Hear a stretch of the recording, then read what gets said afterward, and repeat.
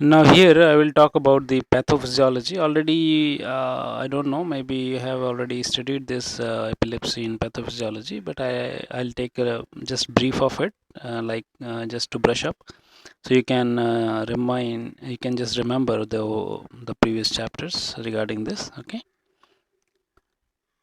mutations in several genes have been linked to some type of epilepsy.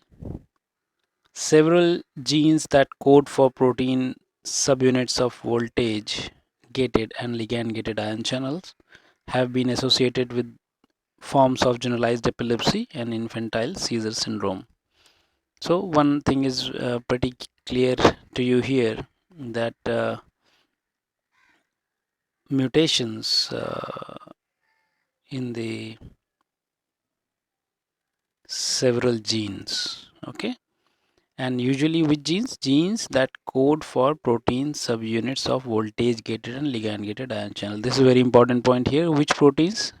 Voltage gated and ligand gated ion channels, uh, these genes which are coding for those proteins which are forming these ion channels. Okay, one speculated mechanism for some forms of inherited epilepsy are mutations of the genes which code for sodium channel proteins.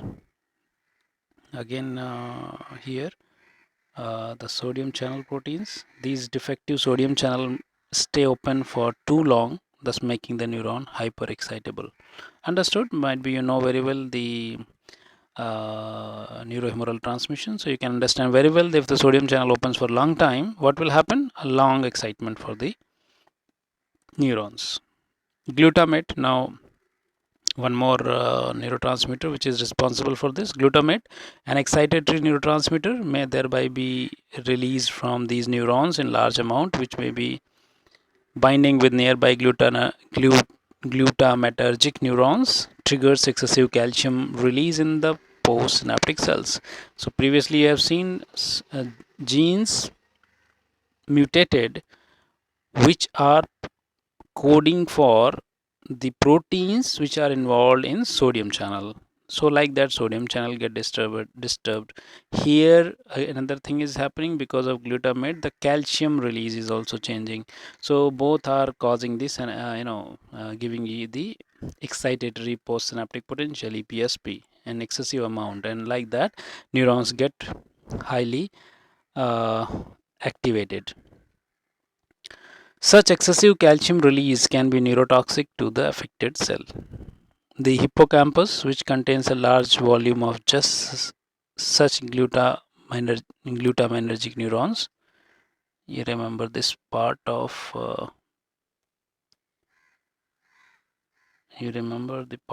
hippocampus. Okay, hippocampus, which contains a large volume of just such glutamatergic neuron, and NMDA receptor, which are permeable to calcium entry after binding of both sodium and glutamate, is especially vulnerable to epileptic seizure, subsequent spread of excitation, and possible neuronal death. So you have to understand this point, that hippocampus area where more glutamatergic neurons are there, and NMDA receptors which are permeable to calcium entry, they are actually affecting the sodium and the glutamate, and like that they're affecting the sodium channels as well as calcium channels and doing this hyperexcitation.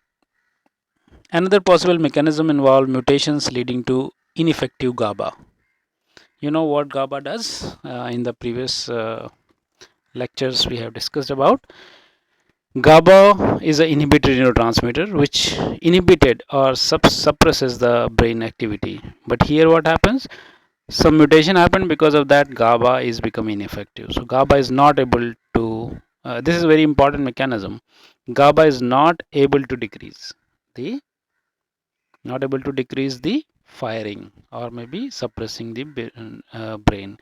That's why those drugs, you remember benzodiazepine and barbiturates, which are acting on this GABA and facilitating its activity or something.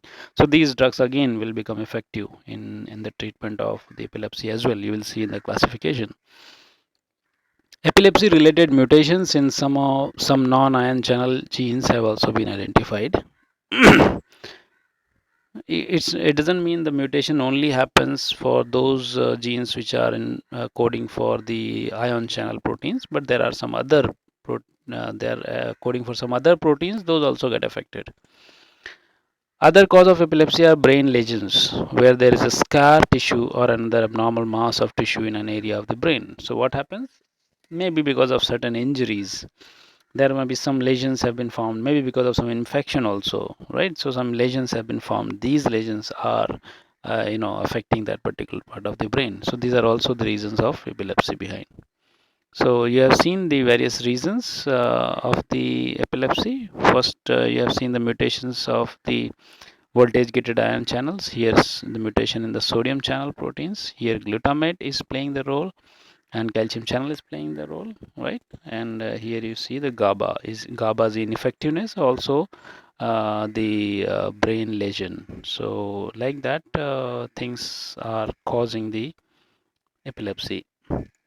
Many structure and processes are involved in the development of seizure, including neurons, ion channels, receptors, glia, and inhibitory and excitatory synapses.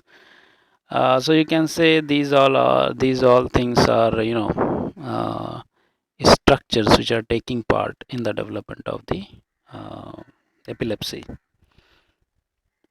The AEDs are designed to modify the process to favor inhibition over excitation in order to stop or prevent seizure activity. AED means anti-epileptic drugs. Here this diagram will make you very clear. You see, left side is written seizure, right side it is written control. IPSP, calcium influx, potassium influx, chloride influx, pumps, and low pH. If these things are acting, if these things are working, as well as you see this side, EPSP, sodium influx, calcium currents, paroxysmal depolarization. If both of these sides are balanced, right, then there will be control. But if this side EPSP is going little more downwards or maybe more heavier or more active, then there will be condition of seizure. So always remember the imbalance between these two conditions will cause the seizure. Understood? I hope you are getting this point here. If it is goes little more down, means it is heavier this area.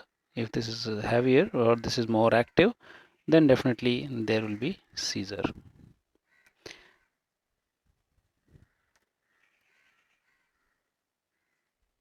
Now next I'll talk about the classification.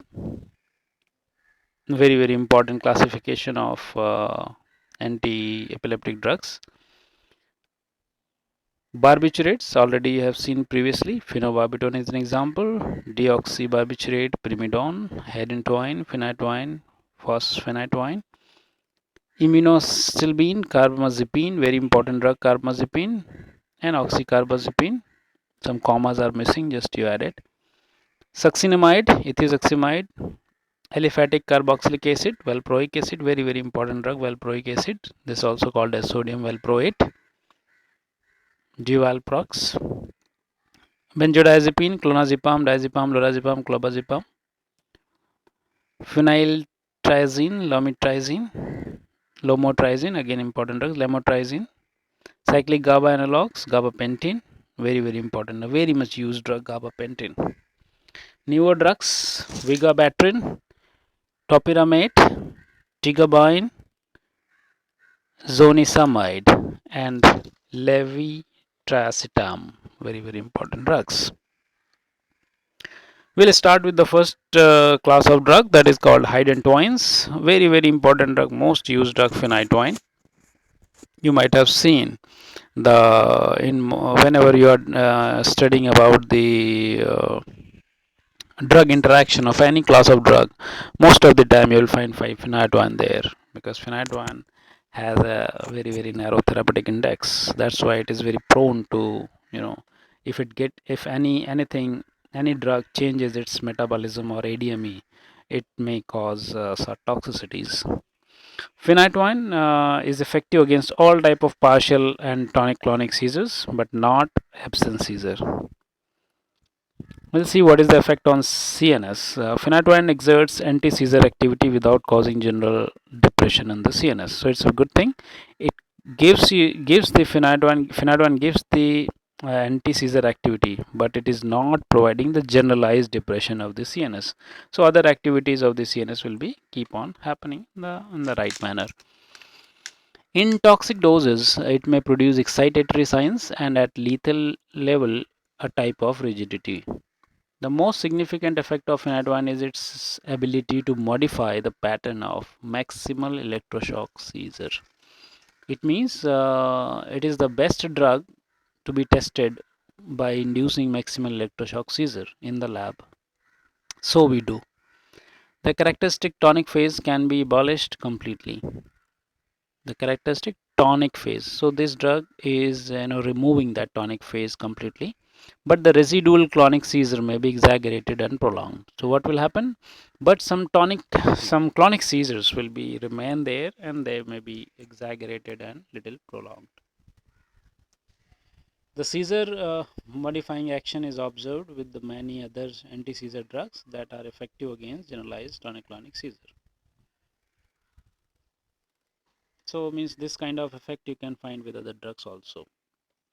By contrast, phenytoin does not inhibit clonic seizure evoked by phentyline tetrazole. Means I have initially told you two methods. One by electroshock seizure method. Second is chemical method, chemical induction by phentyline tetrazole. So this drug is not very good to be tested as a standard for the phentyline tetrazole induced epilepsy. What is the mechanism of phenytoin? How it acts?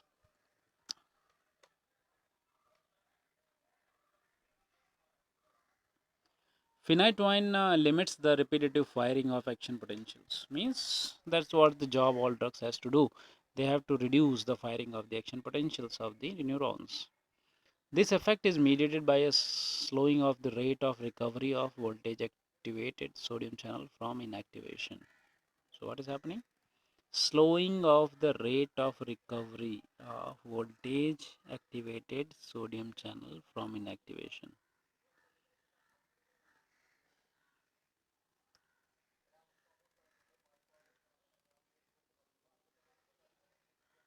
Okay, so they by this method they can keep the sodium channel in the active state for long period. This effect has been noted at therapeutic concentration of phenytoin, while other effects like reduction in calcium influx. So what the phenytoin also does, it also by slowing down, it also reduces the calcium influx, inhibition of glutamate, and facilitation of GABA responses. So what this drug is doing, this is slowing down the sodium channel activation, right? Means it will keep the sodium channel in inactivation mode for a long time. So sodium channel will open slow, so the depolarization will come slow, so the firing will be slow. So by this method, it reduces the calcium influx also, inhibition of glutamate also, facilitation of GABA responses as well. You see, we have discussed these three mechanisms in pathophysiology. Here it acts on these three, right? Reduction in calcium influx, inhibition of glutamate, and also it facilitates the GABA responses. Means GABA will be more strengthened, so GABA related suppression of action in the brain will happen. Intracellular accumulation of sodium that occurs during repetitive firing is prevented, so that will also happen. At these concentrations, the effects on sodium channel are selective. But if you see the normal concentration, then the effects on sodium channels are selective. It depends. At concentration, 5 to 10 fold higher multiple effect of phenytoin are evident, including if you are giving concentration 5 to 10 times higher, then the phenytoin will produce very different effects, including reduction of spontaneous activity and enhancement of responses to GABA. So GABA response will be even more stronger. These effects may underlie some of the unwanted toxicity associated with high level of phenytoin. Of course, when you are giving in higher doses, the dose-related toxicity will appear. Pharmacokinetic is very important for the phenytoin because, as I told you, pharmacokinetic of phenytoin is responsible for interacting with various other classes of drugs. Absorption of phenytoin by oral route is slow. Again, remember it very carefully. It's very slow oral route absorption, mainly because of its poor aqueous solubility. Again, remember it is very poorly aqueous soluble drug. Bioavailability of different market preparation may differ. It is widely distributed in the body and is 80 to 90% bound to plasma protein. Phenytoin is metabolized in liver by hydroxylation and glucuronide conjugation. Remember again this very important point. So hydroxylation and glucuronide conjugation. So it means any other class of drugs, if they are also doing the same, or they are using the same method of metabolism, of course there will be some interaction between these two drugs. The majority, 95% of phenytoin is metabolized principally in the hepatic endoplasmic reticulum. Where? In the liver. By what? By which enzymes? CYP2C9 by 10 and to 9 or 10, and to a lesser extent CYP2C19. Right. So these are the enzymes which are in the liver will metabolize it. So it means any other drug, any of class of drug having any effect on the amount of these two enzymes, definitely the metabolism of phenytoin will change. The T half is 12 to 24 hours, progressively increases up to 60 hours. When plasma concentration rises above 10 microgram per ml, as metabolizing enzyme get saturated. Only 5% unchanged phenytoin is excreted in the urine.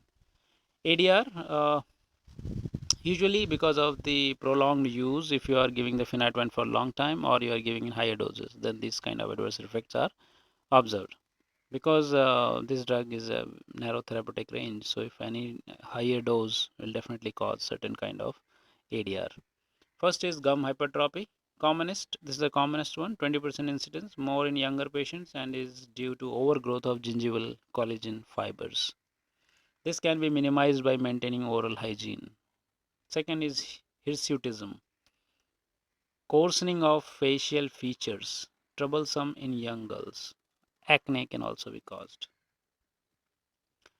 Hypersensitivity reactions are rashes, lymphadenopathy, neutropenia, rare but requires discontinuation of therapy. Megaloblastic anemia. Phenytoin decreases folate absorption and increases its excretion. Now you see, phenytoin also having the ability to decrease the folate absorption, and because of that, it causes megaloblastic anemia, because folate is needed for the development of RBCs. Osteomalacia, phenytoin desensitizes target tissues to vitamin D and interferes with calcium metabolism. It can inhibit insulin release and cause hyperglycemia. So again, you see this is if it is causing hyperglycemia because it is inhibiting the insulin release. Now you can understand how it will react with the oral hypoglycemic drugs or anti-diabetic drugs. What it will cause to the diabetic patient. Used during pregnancy can produce fetal Hydantoin syndrome. So what is in pregnancy? It is strictly contraindicated. Why it is causing the fetal Hydantoin syndrome? What is that? Hypoplastic phalanges, cleft palate, hair lip, and microcephaly. These conditions together called as Hydantoin syndrome, which is probably caused by its arenoxide metabolite. Right, one metabolite is formed by the phenytoin, that's called arenoxide. At high plasma level, dose-related toxicity will appear. What will happen then? Cerebellar and vestibular manifestations will happen. For example, ataxia, vertigo, diplopia, nystagmus, etc. Next is drowsiness, behavioral alterations, mental confusions, hallucinations. Put the H here. Disorientation and rigidity. Next is epigastric pain, nausea, vomiting. These all things are happening. So if the GI tract conditions are there, we should not take it with the meals. If you give the intravenous injection, can cause local vascular injuries, for example, intimal damage and thrombosis of the vein, edema of discoloration of the injected limb. Rate of injection should not exceed 50 mg per minute. Fall in blood pressure, cardiac arrhythmias occur only on IV injections. So these are the very serious ADRs would be caused by the phenytoin. Now I'll talk about the interactions. As I told you, this is one of the very important member of the drug interaction category. Phenobarbital, if you give this drug with phenobarbital, what will happen? Phenobarbital completely inhibits phenytoin metabolism. While by enzyme induction, what they are doing? They are doing enzyme induction. Phenobarbital does the enzyme induction, because of that inhibits the phenytoin metabolism. Both enhances each other's degradation. So what happens if you give these two drugs? They both will interfere each other's degradation. Then the toxicity may cause. Carbazepine and phenytoin increases each other's metabolism. So when they increase each other's metabolism, their efficacy or the duration of action will be the question. Valproate displaces protein-bound phenytoin and decreases its metabolism. Plasma level of unbound phenytoin increases. What will happen here? If you are giving it with valproate, the actions of phenytoin will increase because the metabolism has been decreased, as well as the protein-bound phenytoin is also into the free form is available. So the concentration in the blood and plasma will be high, and that's why it will produce the adverse reactions. Chloramphenicol, isoniazid, cimetidine, decumerol, and warfarin. These drugs inhibit phenytoin metabolism. Phenytoin completely inhibits warfarin metabolism. Now, phenytoin inhibits warfarin metabolism. Phenytoin induces microsomal enzymes and increases degradation of steroids. So, if it is increasing the degradation of steroids, what does it mean? Failure of oral contraceptives. This is another threat. Digitoxin, doxycycline, theophylline. So it induces the microsomal enzymes and increases the degradation of digitoxin, doxycycline, and theophylline as well. A number of acidic drugs displaces it from protein binding site, but this also enhances phenytoin clearance. Concentration of free form dose does not change much. Sucralfate binds phenytoin in GI tract and decreases its absorption. You know the role of sucralfate might be. Sucralfate is a drug which is having the reputation as a ulcer protective drug. Now we'll see the potential uses of phenytoin. Phenytoin is a first line anti-epileptic drug for which cases? Generalized tonic-clonic, simple and complex partial seizures. In these conditions, we prefer the phenytoin. It is ineffective in absence seizure, not very good drug for absence seizure. What dose we prefer? 100 mg BD, maximum 400 mg per day. Children 5 mg per kg per day. Second, status epilepticus. It is also used in status epilepticus, occasionally used by slow IV injection. It is also used in trigeminal neuralgia. Second choice drug to carbamazepine. Carbamazepine is the first choice drug. Second choice drug is phenytoin. Here you see it's a familiar diagram. You can understand this is the complex. This is in one diagram itself shows the major mechanisms of the anticonvulsant action. How it acts on the activation gate, right? How it acts on the GABA, how it acts on the calcium channels, right? So already explained you before. Just look into this diagram and go back to those slides again, and you will understand what is happening here. Prolongation of sodium channel inactivation, which is happening in the first diagram. Second, facilitation of GABA mediated calcium channel opening, that is also there. Third is inhibition of the T-type calcium channels.